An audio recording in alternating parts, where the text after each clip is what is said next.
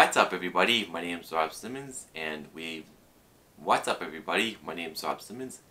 have a new Mr. Nightmare video out. This one is called 3 Disturbing True Computer Virus Stories, and I think this one's going to be a little freakier than the more recent ones we've had so far. Of course, Mr. Nightmare video is always a little bit freaky, and he's done a few deep web stories and computer hacker horror stories, but never virus horror stories, so let's see how this one differs from the others. 3, 2, 1.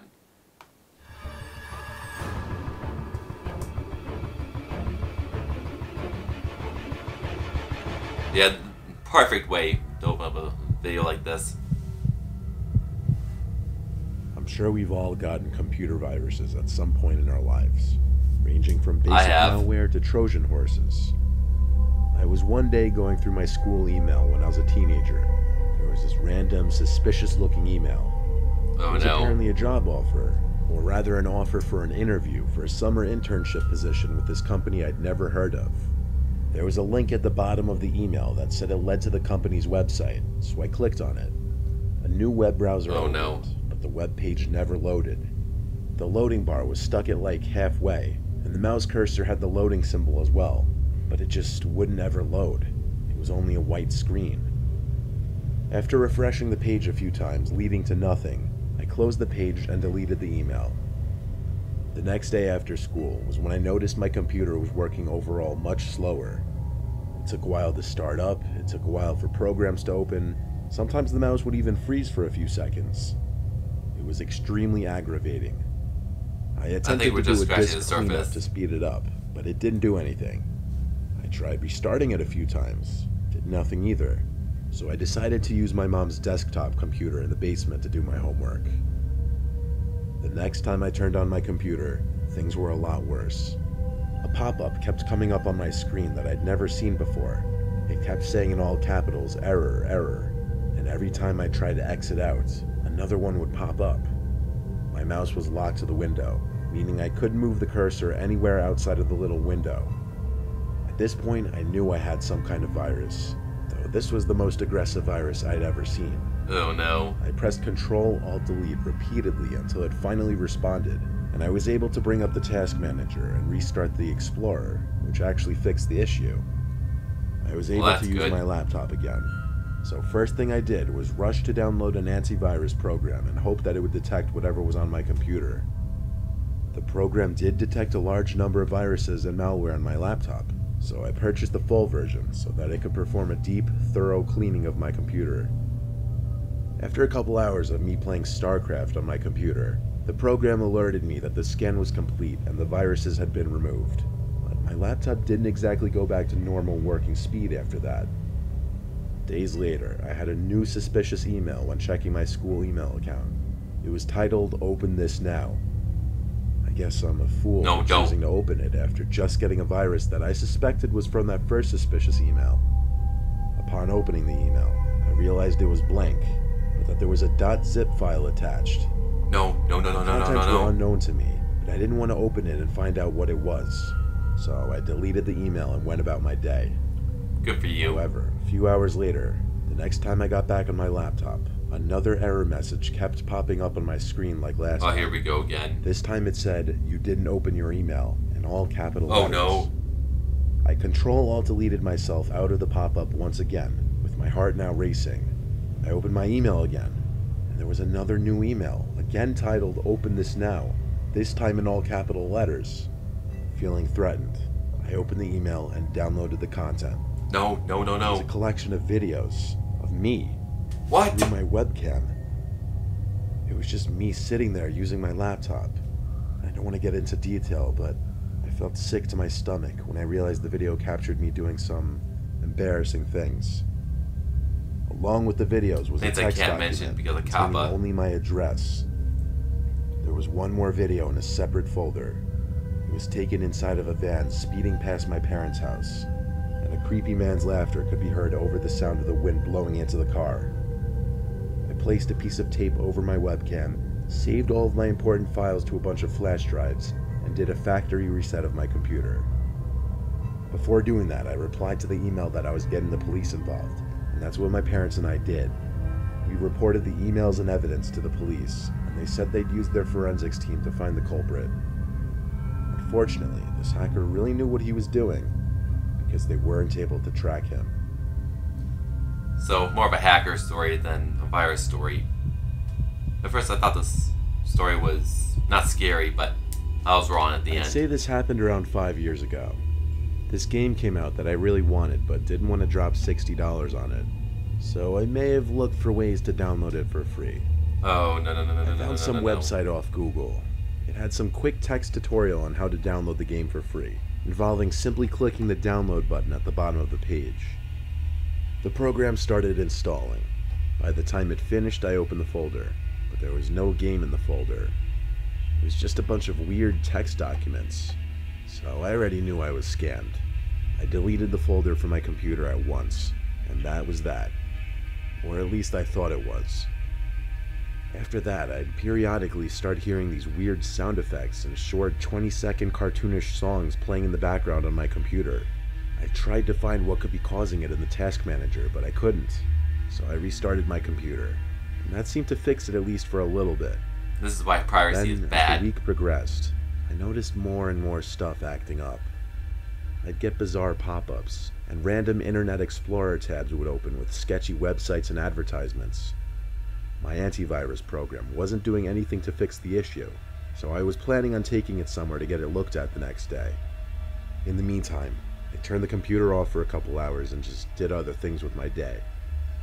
When I returned to my room to prepare for bed, I turned the computer back on to see if anything had maybe changed.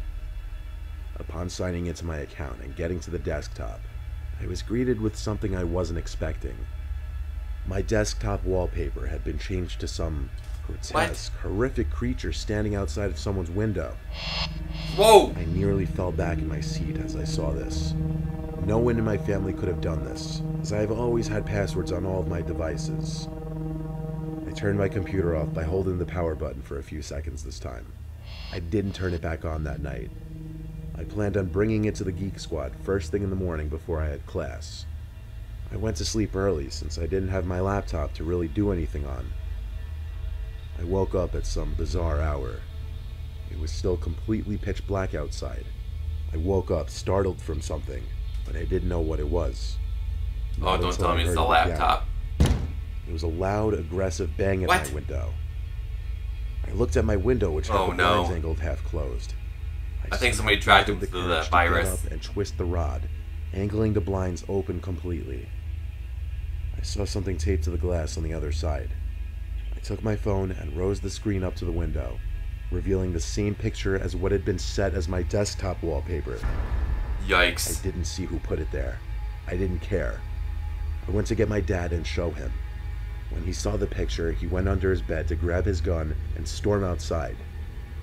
He screamed at the top of his lungs that if whoever was out there ever came back, he'd unload the entire clip into their skulls. Wow. The next day, the picture on the window was gone. I took my laptop to the Geek Squad, and the two workers who were helping me said my computer was flooded with different types of malware. And after I told them my story, they were convinced I got a virus from trying to download that game, which apparently opened the door for new viruses. This somehow led to me becoming the target of some serious hacker who, to this day, I still don't know why they targeted me. I didn't get my laptop back for 2 days, but they worked their magic, and my computer was once again clean. Oh, that's good. I think my dad scared off whoever was stalking me, and just knowing how protective my dad is, and the fact that he has a gun, was the only reason I was able to sleep after that. I think I know why the hacker targeted him. Because you gave him his IP. I'm currently 26 years old, so this happened 3 years ago because I know I was 23 at the time. It was my last semester in college. I had to do an extra semester to fit all my credits. I was doing really poorly in one of my coding classes, so I used some forums a lot to help. I was reading a specific post regarding C++, and some deleted user posted a link to an archive folder allegedly containing answers to the textbook problems that I was currently working on. That was actually a godsend given my current situation, so I downloaded it. Not that I ever condone cheating, I was just undergoing an unbelievable amount of stress with this class. Oh I used boy. WinRAR to decompress the folder and view the contents. Interestingly enough, there was another compressed folder inside the folder I just decompressed. When I tried to decompress this one as well, I saw it was password protected. In one of the text documents titled README, it said to obtain the password, run the file titled run.exe. I checked the folder and saw there was in fact a file called run.exe, so I ran it. Biggest mistake I made. My computer made a weird I'm shaking noise. just hearing this story For already. half a second, a small blank window popped up, then disappeared. Nothing else happened, so I tried running it at least 3 more times. But when nothing happened, I gave up and put the folder into the recycle bin. It wasn't until the middle of the night that something else happened. I woke up to a screaming sound from inside my room. What? I nearly shat myself. I found myself pushing up against the wall at first, dazed and confused. I saw the light of my laptop screen glimmering through the closed lid. The screaming sound seemed to be coming from my laptop as well. See, I keep my laptop on overnight, just plugged in, but I always keep the screen closed. I didn't understand how the laptop screen could be on or how it could be making noise if the lid was closed. The sight and sound emitting from my laptop in the middle of the night was surreal. I felt scared approaching it to turn it off. I feel the same way. My desktop wallpaper was changed to a disturbing, screaming face of this horrible creature. Yoink! It was nightmarish. All my desktop that is disturbing. and the taskbar was red. I can barely look at that. Pop-ups shortly started appearing, all of them saying run, all as that horrible screaming continued. I held the power button on my laptop until it turned off. I had chills down my spine. The cord. Obviously I knew I had a virus, but that was just something else. I booted my computer into safe mode the next morning and restored it back to an earlier date, and that did the trick. But a few days later, I received something in the mail with no return address. Inside the envelope was a big printed picture of that screaming face. On the back, it said, so parallels to the last story. I crumpled it up and threw it in the trash, which was a mistake because it could have been used as evidence. But I never received anything else in the mail after that. Well, that's the end of the story. Now, I wonder if that .exe file wasn't named run as in telling you to run the file, but rather it meant run. Run for your life. Oh man. Whew.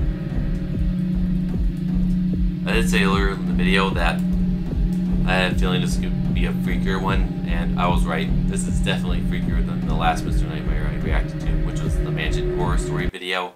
And between the 3 stories, I think the freakier ones were 2 and 3. Because, well, overall, the first one was more of an aggravation than scary until the very last bit. And I gotta tell you, that's why I don't trust third-party sites for entertainment, unless it's for Amazon or Netflix or anything like that, because, well, you never know. And I think piracy is a very dangerous thing to do. Plus, it's illegal. That's why I never do it. And we all gotta be careful on the internet, because obviously it could be a dangerous place. But let me know in the comments what story was your favorite, which one was scariest to you. Thank you for watching.